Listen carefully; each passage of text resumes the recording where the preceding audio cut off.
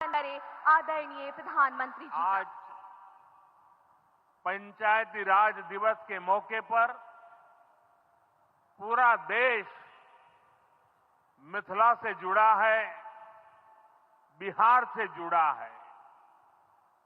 आज यहां देश के, बिहार के विकास से जुड़े हजारों करोड़ रुपए के प्रोजेक्ट का शिलान्यास और लोकार्पण हुआ है। बिजली, रेल, इंफ्रास्ट्रक्चर के इन विभिन्न कार्यों से बिहार में रोजगार के नए मौके बनेंगे। आज राष्ट्र कवि रामधारी सिंह दिनकर जी की पुण्यतिथि भी है। मैं उन्हें विनम्र श्रद्धांजलि अर्पित करता हूं। साथियों, बिहार वो धरती है जहां से पूज्य बापू ने सत्याग्रह के मंत्र का विस्तार किया था। पूज्य बापू का दृढ़ विश्वास था कि जब तक भारत के गांव मजबूत नहीं होंगे, तब तक भारत का तेज विकास नहीं हो पाएगा। देश में पंचायती राज की परिकल्पना के पीछे यही भावना है। बीते दशक में पंचायतों को सशक्त करने के लिए एक के बाद एक कदम उठाए गए। टेक्नोलॉजी के माध्यम से भी पंचायतों को मजबूत किया गया। बीते दशक में 2 लाख से ज्यादा ग्राम पंचायतों को इंटरनेट से जोड़ा गया है। 5.5 लाख से ज्यादा कॉमन सर्विस सेंटर्स गांवों में बने। पंचायतों के डिजिटल होने से एक और फायदा हुआ है।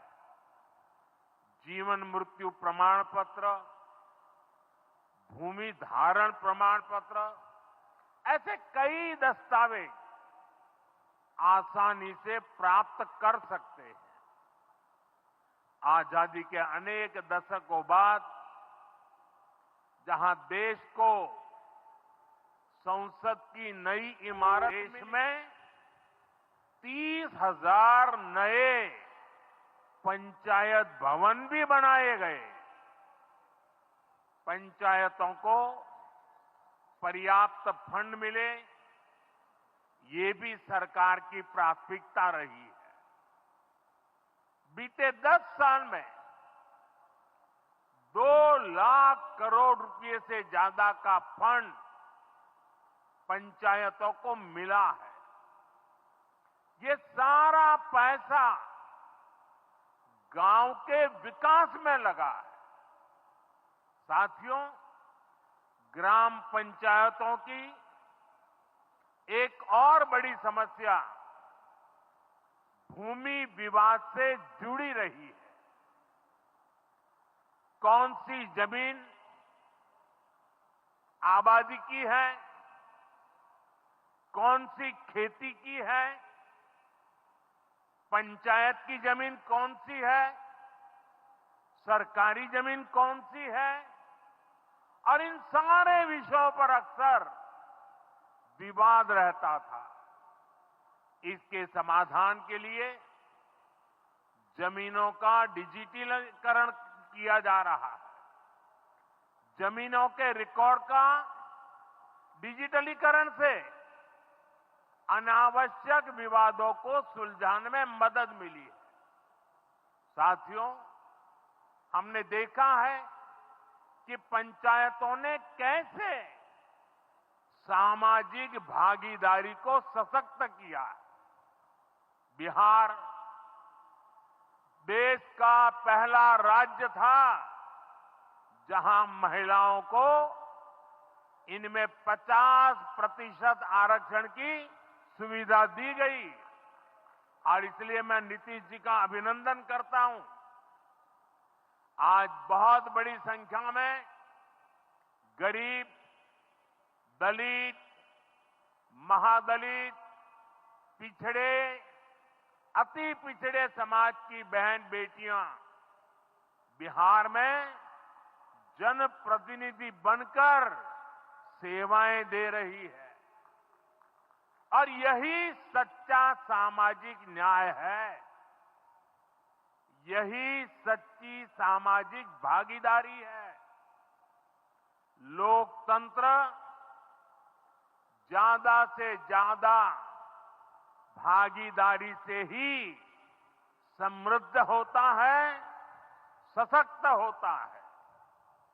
इसी सोच के साथ लोकसभा और विधानसभा में महिलाओं के लिए 33% आरक्षण का कानून भी बनाया गया है। इसका लाभ देश के हर राज्य की महिलाओं को होगा। हमारी बहन बेटियों को ज्यादा प्रतिनिधित्व मिलेगा। साथियों, देश में महिलाओं की आय बढ़ाने के लिए रोजगार, स्वरोजगार के नए अवसर बनाने के लिए सरकार मिशन मोड में काम कर रही है। बिहार में चल रहे जीविका दीदी इस कार्यक्रम से अनेक बहनों का जीवन बदला है। आज ही यहां बिहार की बहनों के स्वयं सहायता समूहों को करीब 1000 करोड़ रुपए की मदद दी गई है। इससे बहनों के आर्थिक सशक्तिकरण को और बल मिलेगा। ये देश में 3 करोड़ लखपति दीदी बनाने के लक्ष्य की प्राप्ति में और सहयोगी बनेगा। साथियों, बीते दशक में ग्रामीण अर्थव्यवस्था को नई गति मिली है। गांवों में गरीबों के घर बने, सड़कें बनी, पक्के रास्ते बने हैं, गांवों में गैस कनेक्शन पहुंचे, पानी के कनेक्शन पहुंचे, शौचालय बने हैं। ऐसे हर काम से गांव में लाखों करोड़ रुपए पहुंचे हैं। रोजगार के नए अवसर भी बने हैं। मजदूर से लेकर किसान और गाड़ी वाले से लेकर दुकानदार तक सबको कमाई के नए मौके मिले। इससे उस समाज को सबसे अधिक फायदा हो रहा है जो पीढ़ियों से वंचित रहे थे। मैं आपको पीएम आवास योजना का उदाहरण दूंगा। इस योजना का लक्ष्य है देश में कोई भी गरीब परिवार बेघर ना हो, सबके सिर पर पक्की छत हो। अभी जब इन माताओं बहनों को मैं घर की चाबी दे रहा था, उनके चेहरे पर जो संतोष नजर आ रहा था, उनमें जो नया आत्मविश्वास दिख रहा था, वो वाकई इन गरीबों के लिए काम करने की प्रेरणा का कारण बन जाता है। और इसी लक्ष्य के साथ बीते दशक में 4 करोड़ से अधिक पक्के घर बनवाए गए हैं। बिहार में भी अब तक 57 लाख गरीब परिवारों को पक्के घर मिल चुके हैं। ये घर गरीब, दलित, पिछड़े, अति पिछड़े, पसमानदा परिवार, ऐसे समाज के वंचित परिवारों को मिले हैं। आने वाले सालों में 3 करोड़ और पक्के घर गरीबों को मिलने जा रहे हैं।